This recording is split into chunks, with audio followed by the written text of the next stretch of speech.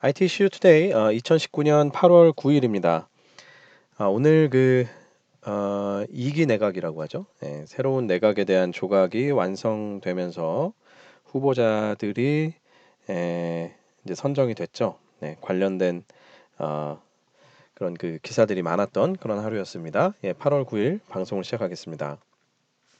IT 슈투데이는 스타트업 전문 컨설턴트 최유한 대표가 진행하는 IT 뉴스 큐레이션 방송입니다. 출퇴근길에 편안하게 들을 수 있는 방송, 듣기만 해도 IT 트렌드를 읽게 되는 방송, IT 이슈 투데이입니다. 이 관련해서 제가 재밌는 일화가 하나 있는데 저희 장인 장모님께서 사위가 이제 이런 방송을 하신다고 하니까 한다고 하니까 아침마다 그죠? 그래도 이 조회수를 늘려줘야지. 이러면서 아침마다 이제 틀어놓으셨다고 해요. 근데 이제 뭐 60대의 분들이시기 때문에 사실 IT에 대해서는 뭐 IT 쪽에 계신 분들도 아니고요. 그런데 이제 그렇게 틀어놓고 한 열흘이 지나니까 이제 IT 트렌드를 읽게 되셨다는 그런 놀라운 소식이 있었습니다. 여러분도 이제 꾸준히 듣게 되시면 IT 트렌드를 읽게 되시리라 확신합니다. 자, 오늘의 이슈 지금 바로 확인해 보시죠. 본 방송은 스타트업 전문 컨설팅사 디토 파트너스 그룹에서 제공합니다. 오늘은 TGIF 프라이데이 아니겠습니까? 그래서 세 개만 준비했습니다는 아니고 뽑다 보니까 세 개만 나오더라고요. 그런데 이제 첫 번째 이슈에 조금 할 얘기가 많아서 일부러 세 개 정도만 준비를 해봤습니다. 첫 번째 이슈는 카풀 이젠 안녕. 카풀 이제 끝난 걸까요? 마지막 유상 카풀이었던 어디고라는 서비스가 9일로 서비스를 종료한다는 공지를 올렸습니다.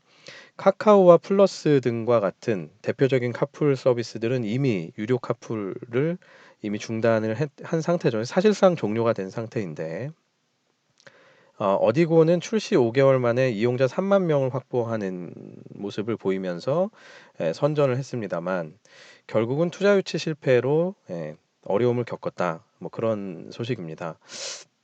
카풀이 왜 이렇게 갑자기 죽었을까요? 이게 생각해 보면 그 최근에 모빌리티와 관련된 기사들이 많이 쏟아져 나오고 있는데 그 와중에 카풀은 거의 이제 어느 순간 보니까 그냥 이제 그, 그 종적을 감춘 그런 그 상황이 됐죠.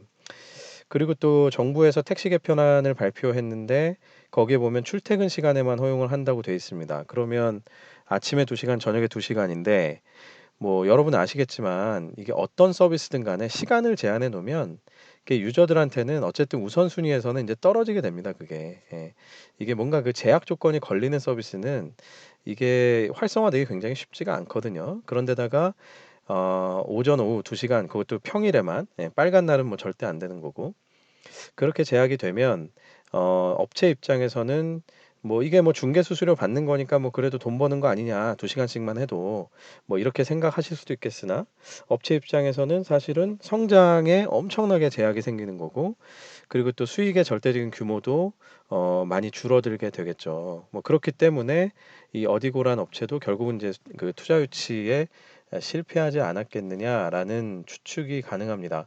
결국 투자라는 거는 미래 성장성을 보고 하는 것인데 이런 상황에서 사실 카풀 특히 카풀만 하는 업체에 투자를 하기가 물론 쉽지가 않겠죠. 왜냐면 뭐 성장이라는 것 자체가 완전히 그 제한이 돼버린 그런 상황이니까요. 그런데 한편 이제 이런 움직임 속에서 제가 모빌리티 관련해서는 몇 차례에 걸쳐서 계속 이슈를 다뤄드리고 있는데 누차 말씀드린 바와 같이 이번에 정부에서 발표한 택시 개편안으로 인해서 결국 모빌리티 시장은 이제 거대 자본의 싸움이 될 것 같다라고 제가 계속 말씀을 드렸습니다. 그래서 작은 그 스타트업 입장에서는 이제 진입하기조차 명함을 내밀기조차 쉽지 않은 상황이 된 것이죠.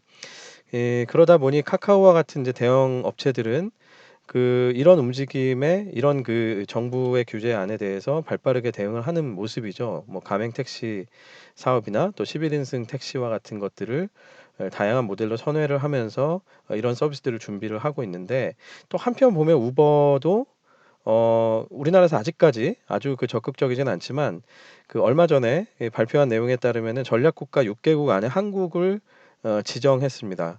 그러니까 이 얘기는 결국 한국도 언젠가는 제대로 들어오겠다라는 의지를 표명을 하는 것이죠. 제가 왜 이런 대형 업체들의 움직임을 갑자기 어디고 얘기를 하다가 이 지금 어디고 이런 느낌인데 자꾸 제가 아재 개그를 해서 대형 업체에 대한 얘기를 왜 하는 걸까요?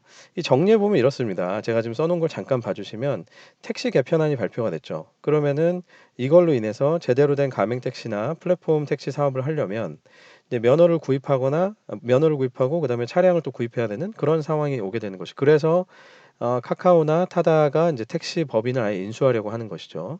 그럼 이렇게 되면 어떻게 되느냐? 제가 늘 말씀드렸지만 이제 자본력의 싸움이 되는 겁니다. 모빌리티 시장에 게임의 룰이 이제는 그냥 자본력의 싸움으로 되는 것이죠. 그러니까 아이디어나 사업 모델, 서비스 모델의 싸움이라기보다는 그냥 자본력의 싸움이 되는 겁니다. 그렇게 되면 스타트업은 진입이 어렵겠죠? 예, 그러면 한동안 국내에서 이 거대 기업들이 독과점을 하겠죠. 그죠? 뭐 카카오가 됐든 타다가 됐든.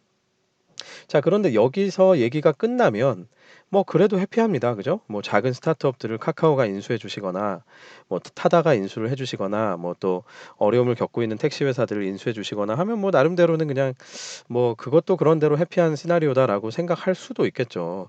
그런데 문제는 뭐냐? 이 게임의 룰이 자본력의 싸움으로 되다 보니 이게 결국 이런 상황에서 갑자기 해외의 거대 자본이 침투할 경우는 과연 어떻게 될까요? 예. 이 모빌리티의 흐름이 우려스러운 것은 바로 이런 부분까지 시나리오가 연결될 수 있기 때문입니다. 제가 오늘 비록 어디고의 서비스 종료에 대한 작은 뉴스에서부터 시작을 하지만 이 최근에 다시 모빌리티에 대한 이슈들이 많이 불거지고 있어서 이게 한 번은 좀 정리를 해드리고 싶어서 제가 이런 내용을 좀 실어봤는데요.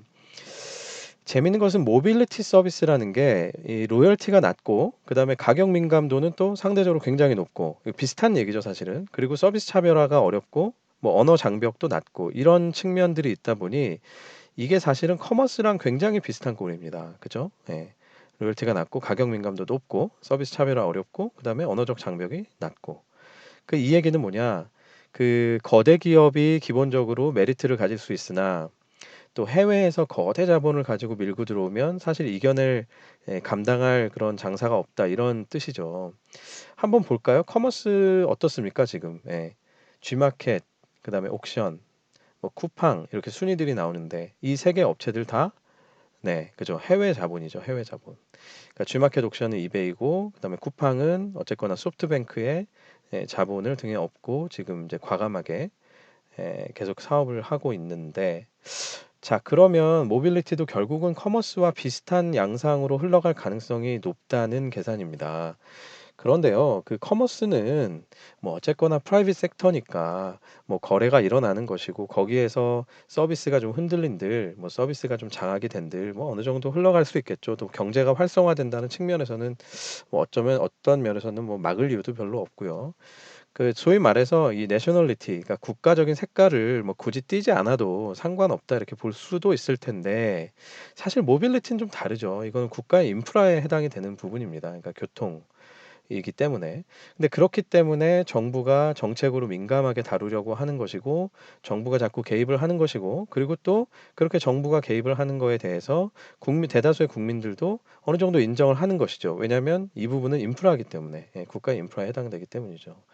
그런데 앞서 말씀드린 대로 지금이 흘러가는 양상은 게임의 룰이 점점 자본의 싸움인 형태로 흘러가고 있기 때문에 이런 부분에 대해서 단순하게 어떤 뭐랄까 정치적인 논리 뭐 그런 것들로만 그죠? 어떤 뭐 여론의 의식 뭐 이런 것들로만 판단하기에는 굉장히 그 민감하고 되게 중대한 사안이다 이런 그 생각이 듭니다. 그래서 좀 더 깊고 장기적인 관점에서의 정책 수립이 필요한데요.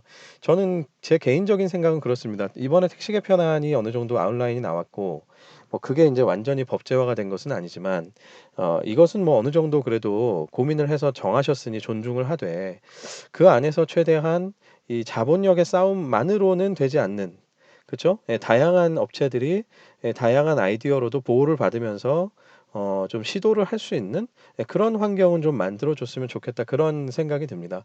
지금의 개편안을 보면 사실은 뭐 정말 카카오와 같은 회사가 적응하기에 그리고 이제 판을 깔기에 너무 좋은 구조로 돼 있죠. 뭐 물론 그렇게 해서 열심히 해가지고 뭐 우버의 침입을 막자 뭐 이렇게 생각할 수도 있겠으나 글쎄요, 뭐 단순히 이게 자본력 싸움만으로 됐을 때 그게 건전하게 그 산업이 발전할까에 대해서는 누구나 다 의심을 할 수밖에 없죠. 예, 아직까지 그 확실하게 법제화가 안 돼 있는 상태이기 때문에 그래도 이런 부분에 대해서 한번 짚고 넘어가고 또 보이스를 내는 게 중요하지 않을까 해서 제가 조금 길지만 이렇게 편성을 좀 해봤습니다. 두 번째 이슈는 과기부 신임 장관 후보의 최기영 교수가 발탁이 되셨습니다. 어떤 분인지 한번 알아보죠. AI 반도체 전문가라고 알려져 있는 최경 교수, 서울대 교수가 발탁이 됐는데요. LG 연구원 출신이고, 그리고 또 삼성전자와 공동으로 또 AI 반도체를 개발한 그런 경력이 있는 분입니다. 아무래도 최근에 그런 그 상황을 잘 의식을 해서 그 길과 또 기술 독립을 위한 정부의 의지를 보여준 거 아니냐라는 평인데요. 또 한편으로는 최근에 문재인 대통령을 만났던 손정희 회장이 AI 집중해라 라는 조언을 했는데 이것도 역시 영향을 끼친 것으로 보인다라는 평입니다. 뭐 사실 이 기사는 어떻게 보면 뭐 누구나 다 지금쯤 다 아실 수 있는 내용인데 제가 굳이 여기에 넣었던 이유는 뭐 실은 저도 그랬습니다만 우리가 IT나 스타트업 쪽을 하다 보면 상대적으로 저희들이 좀 약해요. 이런 정치적인 부분이나 그죠? 뭐 세상 흘러가는 부분들에 좀 약하죠. 우리 약간 좀 장인 정신도 있고 좀 쿨한 느낌도 좀 있고 뭐 이러다 보니까 뭐 아 이런 뉴스는 뭐 별로 상관없어. 약간 그런 느낌들이 조금 있어요. 그죠? 솔직히. 그리고 또 이제 좀 조금 더 이제 영한 세대들에서는 더한데 종종 스타트업에서 일하는 것을 저는 이제 좀 조금 비판적으로 얘기하면 이게 뭐 실험실에서 일하는 거냐라는 식으로 제가 가끔씩 좀 비판적으로 얘기할 때가 있는데 스타트업에서 일하는 걸 뭔가 실험실 연구원처럼 일하는 걸로 착각하는 분들이 많이 계세요. 근데 실제로 스타트업에 있다는 것 자체는 뭐 이미 그냥 전방 전쟁터에 나와 있는 겁니다. 그죠? 정글에 이미 뛰어든 거기 때문에 그렇다라고 하면 기술적 트렌드도 중요하지만 이런 정치적인 변화 이런 것들도 굉장히 중요하다. 그래서 우리가 늘 이런 것들에 깨어 있어야 된다라는 측면에서 골라본 뉴스고요. 예전에 뭐 그 현대그룹을 만드셨던 정주영 회장님 그런 얘기 하셨다 그랬죠. 뭐 사업을 지금까지 하면서 평생 하면서 뭐가 제일 어려웠냐 그랬더니 뭐 정변이다, 정치적 변화였다, 뭐 이렇게 얘기했다고 하는데 그만큼 그죠? 큰 기업이든 작은 기업이든 이 정치적 변화라는 것은 굉장히 저희들에게 민감할 수밖에 없습니다. 네, 이런 뉴스도 제가 놓치지 않고 필요한 부분들은 계속해서 또 전달을 해드리겠습니다. 세 번째 이슈는 애플이 아이워치로 치매를 진단한다라는 겁니다. 애플이 제약회사 일라이릴리와 그다음에 의료벤처 에비데이션 헬스와 공동으로 연구를 진행하고 있습니다. 아이폰과 애플워치, 아이워치를 이용해서 초기 지매를 발견하는 그런 연구를 진행하고 있는데 피실험자 82명에게 아이폰, 애플워치, 아이패드, 뭐 베디 슬림 모니터 등등을 지급해서 생체 데이터를 측정했다고 해요. 12주간 진행을 했는데 16 테라바이트 정도의 엄청난 데이터가 쌓였다고 합니다. 그런데 발견한 것이 경도 인지 장애가 있는 경우에 오타가 났군요. 경도 인지 장애가 있는 경우에 타이핑 속도가 저하되고 규칙적으로 타이핑하지도 않고 그다음 문자 메시지를 적게 보내는 이런 것들을 발견했다고 합니다.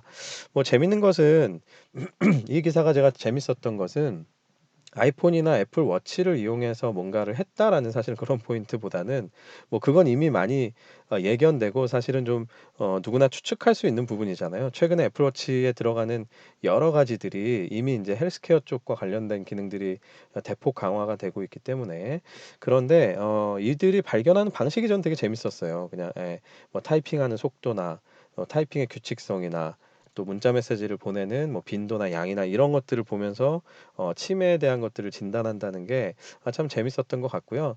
이런 것도 저희한테 되게 좋은 인스퍼레이션이 되는 것 같습니다. 그죠?